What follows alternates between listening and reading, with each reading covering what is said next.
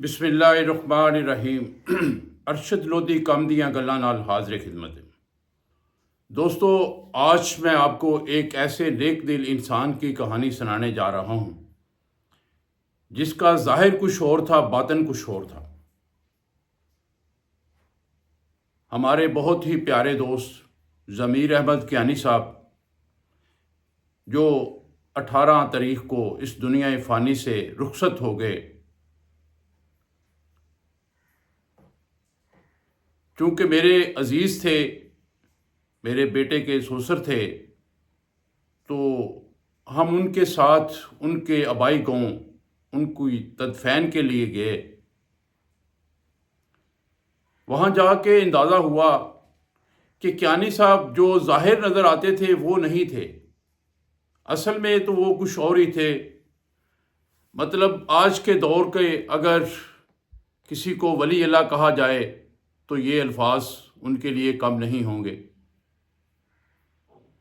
وہ دیسی زبان میں کہتے ہیں کہ گلیاں دے ککھ بھی روندے نے انہوں نے۔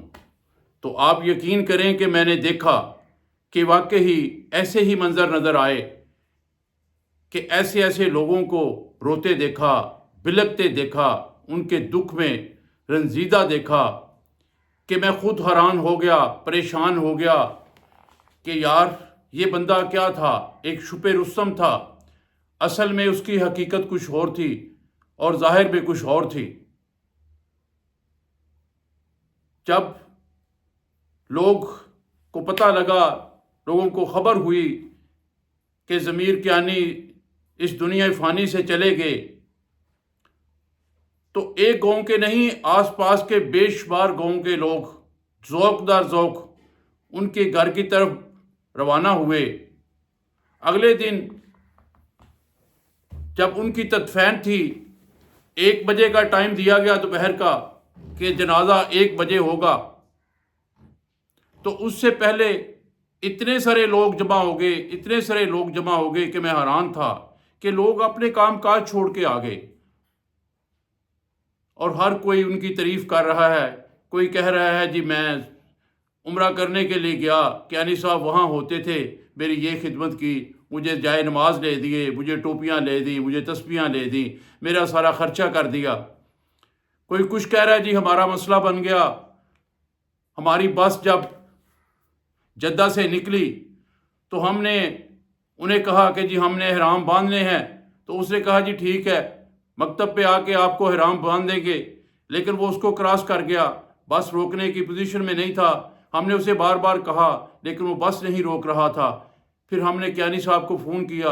تو کیانی صاحب سے فون کر کے اس نے کہا جی میری بات کروائیں۔ تو جب ہم نے اس ڈرائیور کو فون دیا کہ جی بات کریں، تو اس نے فون سنا، تو فون سنتے سار اس نے وہیں بریک لگا کے وہیں سے ٹرن لے کے واپس گیا اور ہمیں احرام وغیرہ باندھ کے لے کے آیا۔ تو ہم سمجھتے تھے کہ یہ کیانی صاحب کی کوئی اعلیٰ ظرفی ہے، ان کے اعلیٰ تعلق ہیں کہ جس کی بنا پہ ہر بندہ ان کی عزت کرتا ہے۔ تو اسی طرح ایک اور دوست ان کے ملنے والے، وہ کہتے کہ جی میں گیا تو مجھے کچھ گولڈ کی چیزیں خریدنی تھی، میں اس دکان پہ گیا تو میری بات نہیں سن رہا تھا۔ میں نے حاجی صاحب سے آ کے ریکویسٹ کی کہ حاجی صاحب پلیز میں نے کچھ چیزیں لینی ہیں، میری ان کی سمجھ نہیں آ رہی بات کی، ان کو میری بات کی سمجھ نہیں آ رہی، ویسے بھی وہ ہمیں لفٹ نہیں کرا رہے، تو پلیز ہمارے ساتھ چلیں۔ تو آپ یقین کریں کہ وہ بندہ بتاتا ہے کہ حاجی صاحب جب ہمارے ساتھ گئے تو وہ بندہ اپنا کاؤنٹر چھوڑ کے آ کے حاجی صاحب کے گھٹنوں کو پکڑ کے بیٹھ گیا اور کہنے لگا جی آپ بہت عظیم انسان ہیں کیانی صاحب، آپ اللہ کے گھر میں 24 گھنٹے رہتے ہیں، آپ کی اللہ نے ڈیوٹی لگائی ہوئی ہے، ہم تو گناہ گار لوگ ہیں، ہم آپ کے مقابلے میں تو نہیں ہو سکتے۔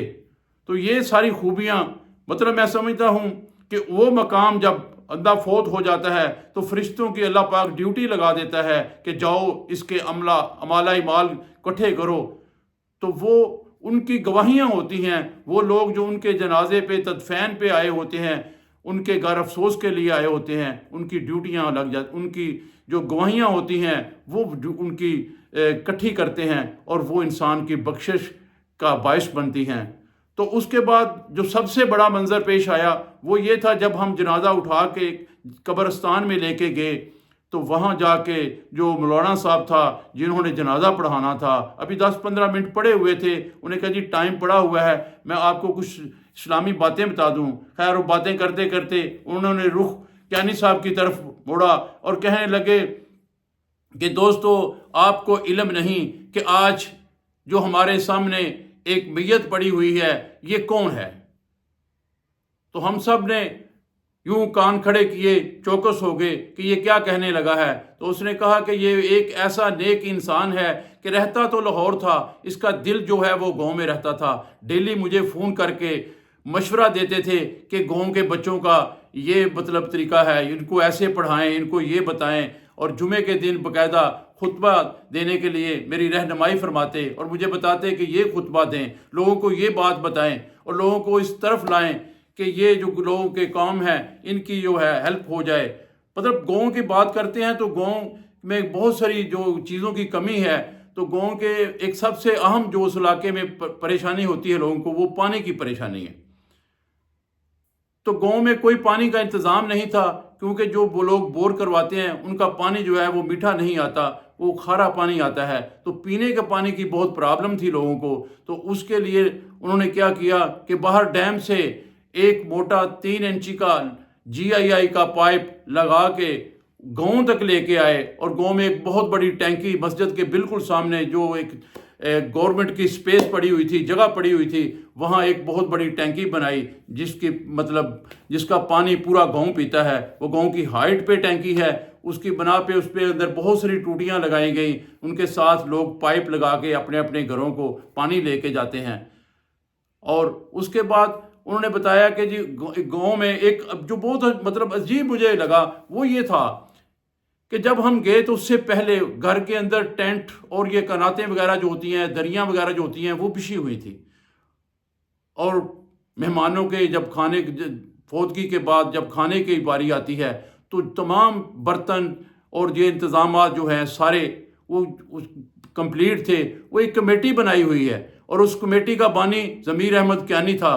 جو ہر مہینے ہر بندے سے، ہر گاؤں کے ہر آدمی سے 500 روپیہ ماہانہ لیتے ہیں، وہ جمع ہوتا رہتا ہے، اور جب کوئی بندہ فوت ہو جاتا ہے اس کی تدفین کا خرچہ، اس کے کھانے کا خرچہ، وہ سارا کچھ کمیٹی کے ذمہ آ جاتا ہے۔ اب جب ان کے اتنے نیک کام گناتے گئے تو ایک کام جو میں نے دیکھا وہ بڑا عجیب کام تھا کہ جب ان کو نہلانے کے لیے ایک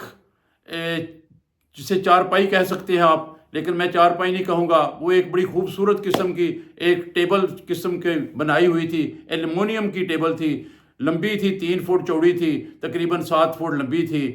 اس کے اوپر ایلومینیم کی ساری مکمل ایلومینیم کی بنی ہوئی تھی، اور اس کی بیک پہ ایک ٹینکی بنی ہوئی تھی پانی کی کہ جب میت کو نہایا جائے تو اس کا پانی جو ہے اس ٹینکی میں چلا جائے، باہر نہ پھیلے، اور جب نہانے کے بعد اس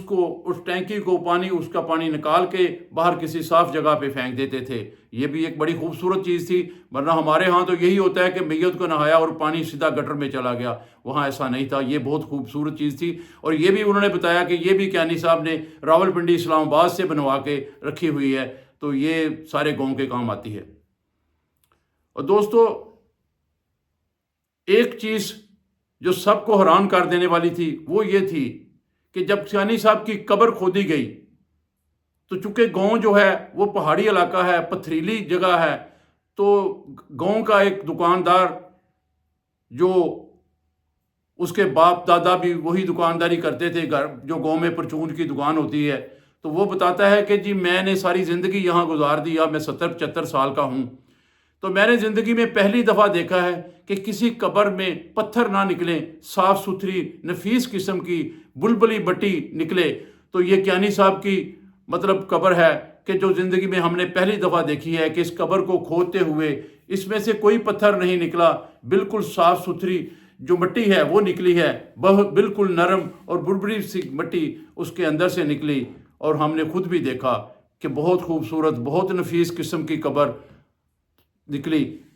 تو یہ ساری چیزیں کیا ہوتی ہیں؟ یہ ساری چیزیں انسان کی گواہیاں لگ رہی ہوتی ہیں، ہر بندہ ان کی تعریف کر رہا تھا، باقی دنیا میں کوئی کامیاب ہوا، کسی نے پیسے زیادہ کما لیے، کسی نے کم کما لیے، وہ ایک علیحدہ عمل ہے، لیکن پتہ چلا کہ وہ بندہ دل کا بہت اچھا تھا، دل کا بہت اچھا تھا، اسے لوگوں کا احساس تھا، رفع عامہ کے کام کرتا تھا، اور یہ دنیا میں اپنی زندگی جتنی بھی وہ گزار کے گیا ہے، پتہ چلا ہے کہ جی 61 کے تھے، وہ ان کی ایج تھی، تو 61 ایج میں جو کام وہ کر گئے ہیں، اللہ تعالیٰ سے دعا گو ہوں کہ پروردگار ان نیک کاموں کے صدقے، ان رفاہی کاموں کے صدقے، ان گواہیوں کے صدقے جو لوگ رو رو کے ان کے لیے کہہ رہے تھے، اللہ ضمیر احمد کیانی صاحب کی کامل بخشش فرما، اور ان کو جنت الفردوس میں اعلیٰ مقام عطا فرما، اور ان کی قبر کو جنت کے باغوں میں سے ایک باغ بنا۔ دوستو، نیکی کا کام کرتا رہا کریں۔ یہ نیکی کے کام، بھلائی کے کام جو ہوتے ہیں، یہ آخرت میں کام آتے ہیں۔ جب آپ فوت ہو جاتے ہیں تو آپ کی گواہیاں جب لگتی ہیں، لوگ جب آپ کو اچھا کہتے ہیں، تو یہی آپ کی بخشش کا ذریعہ بنتا ہے۔ تو اللہ تعالی ہمیں نیک کام کرنے کی توفیق دے۔ اگر ویڈیو پسند آئی ہو لائک کر دیں، اگر آپ چینل پہ نئے ہیں تو سبسکرائب کریں، چینل میں شامل ہو جائیں۔ اسی طرح کی پیاری پیاری مفید ویڈیو چینل پہ لوڈ کرتا رہتا ہوں کہ لوگوں کا بھلا ہو جائے، لوگ نیکی کی طرف آ جائیں۔ کل تک اجازت، اللہ حافظ۔